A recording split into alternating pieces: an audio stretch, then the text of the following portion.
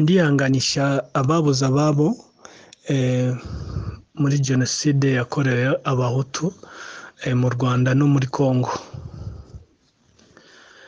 Rero tujya twibuka tuzajya twibuka ko twibuka abishwe mu Rwanda ku tariki ya mbere mpaka cyane cyane za Byumba mu Mutara. Abo bantu barishwe cyane, hanyuma babona ko atari ngombwa, barakomeza bajya kubikira no muri Zaire aho bari barahungiye. Mwihangane, turasaba imbabazi ku giti cyanjye njyewe ubwanjye nk'umuntu wagizemo uruhare, wakoranye na bariya bicanyi. Nongeye gusaba imbabazi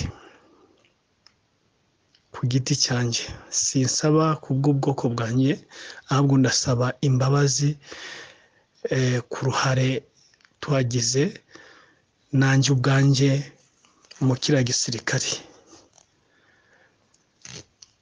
Nongera tena kunamira abantu 8,000 byiciwe mu nkambi ya Kibeho.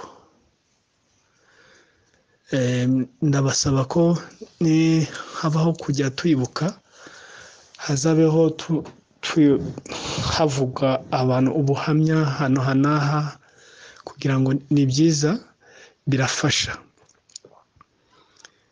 Mwabonye ko Congo batangiye kubikora. Nimukomere cyane rero.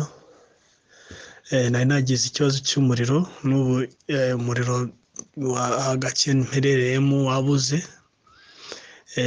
telefone igiye kuzima. Basi mwihangane rwose, ubutabera buzaboneka, nta mvura idahita. Ibi ngibi FPR yikoresha nayo igiye kugera ku ndunduro, kandi imaze kuhagera. Sawa rero, mukomeze mwihangane, Imana ibakomeze. N'imfubyi, abapfakazi, mwihangane rwose.